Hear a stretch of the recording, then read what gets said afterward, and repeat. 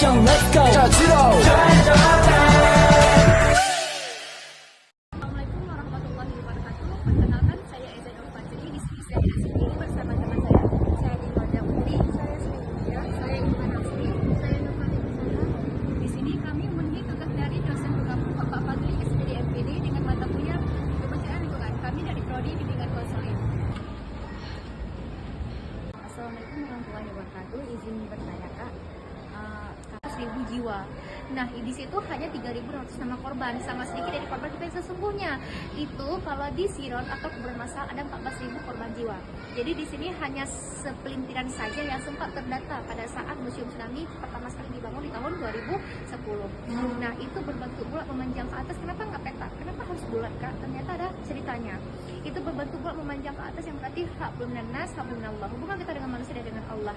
Dari pusaran itu ternyata air tsunami, menurut masyarakat di sana, mereka mengatakan air tsunami ada seperti pusaran blender, dan ternyata hanya Allah yang menolong. Dari tulisan Allah sampai kita berdiri di situ itu kurang lebih 30 meter. Dan setelah itu telah melewati namanya jembatan kebingungan. Mengapa agak seperti kelok-kelok, agak seperti bingung? Kenapa? Aceh pernah terjadi konflik kurang lebih 30 tahun, dan setelah itu terjadi tsunami dengan kekuatan gempa 9,3 skala Richter. Jadi itu memang benar-benar mencerminkan bagaimana perasaan masyarakat Aceh yang belum sembuh akan konflik, tapi sudah terjadi lagi tsunami yang maha dahsyat. Nah, jadi memang setelah itu telah melewati jembatan perdamaian. Kenapa dikatakan jembatan perdamaian? Di atas kita ini ada kurang lebih 54 negara yang membantu Aceh, dan harus kalian ketahui bahwa di tahun 2005 bandara kita Sultan Iskandar Muda menjadi satu-satunya di dunia menjadi bandara internasional terbuka untuk 54 negara pada saat itu. Jadi mereka negara-negara yang di atas kita ini langsung ke Aceh tempat transit. Jadi dari Rusia, dari Maroko, mereka langsung ke Aceh dengan berbagai helikopter dan pesawat tempur mereka untuk membantu masyarakat, memberikan logistik, bantuan, bahkan trauma healing yang banyak terjadi di masyarakat Aceh pada saat itu. Dan setelah itu kalian dapat melihat itu ada peta provinsi Aceh. Aceh paling ujung dari Pulau Sumatera, Aceh bagian dari Indonesia paling ujung dari Pulau Sumatera. Setelah itu kalian hingga pada akhirnya seperti pusaran. Karena kenapa? Menurut Bapak Ridwan Kamil, ketika beliau mendesain museum tsunami, beliau mengatakan berusaha untuk Aceh kembali melihat ke depan, untuk maju, tidak lagi bersedih hati, tidak lagi dalam keterpurukan. Jadi makanya seperti berkeliling satu jalur. Itu menurut filosofi dari Bapak Ridwan Kamil yang mendesain museum tsunami. Dan ada pagar kita yang kenapa pagarnya itu sangat pendek, sangat rendah. Menurut beliau, agar jika terjadi suatu masyarakat sekitaran pantai atau masyarakat sekitaran museum tsunami dapat berlarian atau mengevakuasi dirinya ke museum tsunami. Jadi museum tsunami ini sudah dikenal luas oleh masyarakat, bahkan untuk Wisman dan Wisnus, itu Wisman wisata mancanegara dan Wisnus wisatawan Nusantara, itu setiap harinya tuh bertambah, tidak pernah ada kata pengurangan. Alhamdulillah hingga sejauh ini di tahun 2024 terus bertambah. Bahkan kalau di weekday itu bisa 1.000 ataupun 1.500. Bahkan kalau di weekend Sabtu sama Minggu itu bisa 2.000 sampai 2.500. Nah, dan pernah museum tsunami itu pecah rekor, yaitu di setelah Lebaran Idul Fitri itu dibuka museum tsunami, ternyata 15.000 pengunjung tembus, dan itu mengalahkan museum nasional di Jakarta. Dan ternyata museum tsunami Aceh dikenal oleh dunia setelah terjadi tsunami. Sebelum terjadi tsunami, tidak ada yang berani ke Aceh, tidak ada yang berani berwisata ke Aceh. Mengapa? Mereka mengatakan jika ke Aceh maka syahid. Saking terpuruknya Aceh dalam konflik yang berkepanjangan. Namun ketika Allah menolong, Allah memberikan sedikit jentikan, yaitu berupa dengan gempa dan tsunami, akhirnya negara-negara yang tidak mengetahui Aceh, mereka tidak mengetahui museum tsunami. Akhirnya apa? Mereka ke Aceh bukan karena ke Aceh, tapi mereka ke museum tsunami.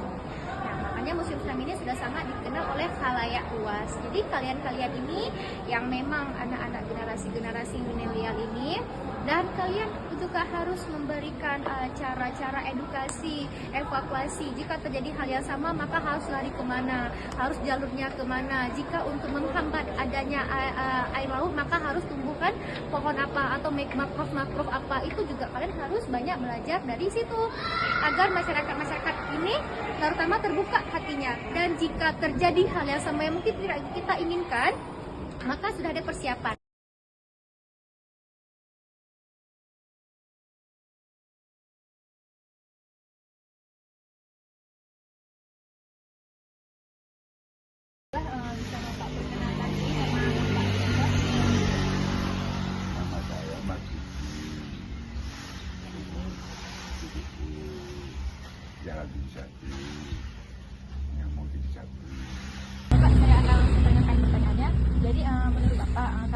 pertama kalinya tempat itu dibentuk setelah pasca terjadinya tsunami, Pak? Setelah terjadi tsunami, maka disitulah tempat evakuasi apabila ada bencana tsunami itu tujuannya.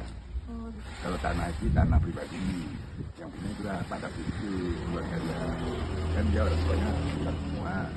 Dia sudah tinggal, saudara dia ada tinggal tiga orang. Itu abangnya itu, abang Pak David itu ada Pak Robi namanya. Itulah dia yang kasih tanah itu untuk bangun tsunami. Tapi status haknya Pak Pemda punya, Pak pribadi punya. Yang udah jelas kalau bangunan itu kan dari NGO apa ya? Japan itu apa di Jepang?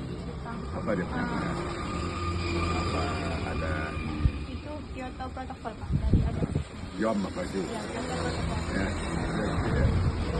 Statusnya nggak tahu sekarang itu. Tapi kalau orang mau pakai gedung itu kan ada yang dari tentara gitu ya, numpang nginap. Orang kan jauh-jauh dari sekitar Aceh itu kan, mau punya sekolah ke Lindam sana, nginap itu tempat nginapnya. Dan dia punya apa lengkap, kamar mandi lengkap lagi tuh ya, mau masak boleh. Kalau tidur dengan bawa ranjang aja orang itu, ranjang apa tuh, itu aja. Tapi statusnya kayak mana nggak tahu. Ada jelas itu boleh tahu dia. Jadi Pak, menurut Bapak, apa tujuan dibentuknya tempat itu, Pak? Itulah yang tadi saya bilang itu, apabila terjadi gempa atau masyarakatnya nggak sempat keluar dari apa, kalau ada kendaraan dan keluarga nggak ada kendaraan kan, maka lari dulu dari pinggir itu, lari 50 meter ke tengah air. Kalau ada gedung itu, pernah kami gempa kemarin itu lari ke gedung itu kok. Di gempa atau masyarakatnya nggak sempat keluar dari apa, kalau ada kendaraan dan keluarga nggak ada kendaraan kan, maka lari dulu dari pinggir itu, lari 50 meter ke tengah air. Kalau ada gedung itu, pernah kami gempa kemarin itu lari ke gedung itu kok. Kan di kampung belakang ada satu, sini satu, sana satu ya. Daerah sini ada 3. Itulah untuk menyelamatkan masyarakat di laut.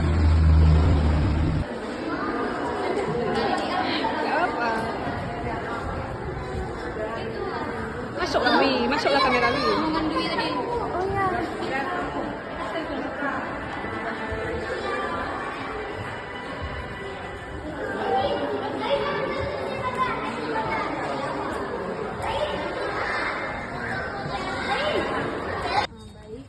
Bisa Kakak tolong ceritakan bagaimana sejarah kapal Apel ini dijadikan tempat kunjungan berwisata?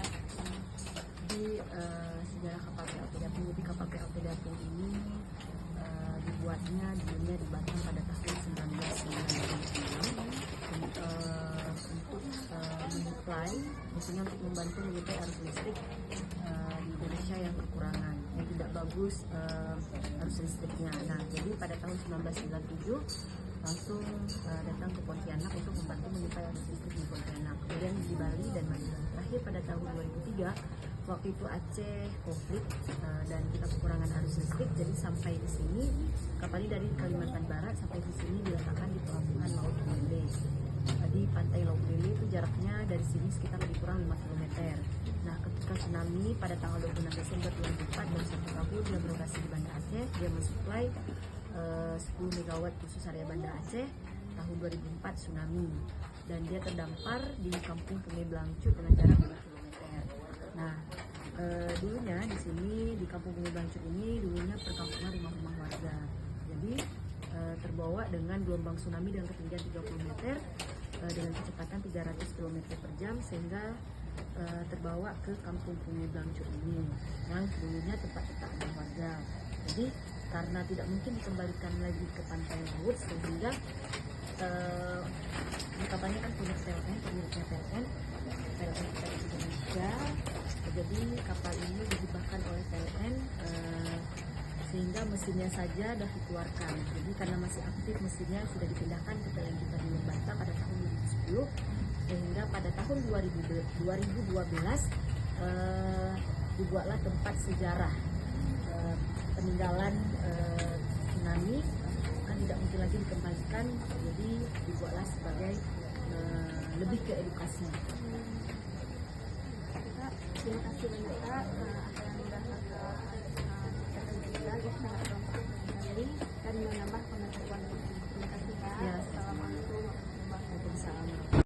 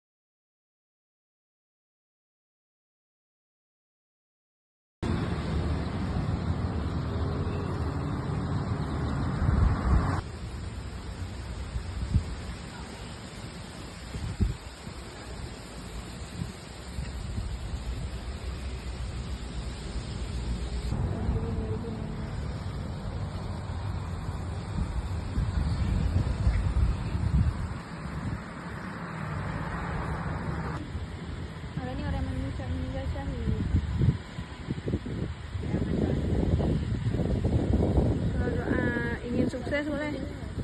Kalau doain gitu sukses boleh. Ya Allah. Jangan kenceng kali. Semoga kita semua menjadi orang yang sukses. Amin. Jadi orang yang berguna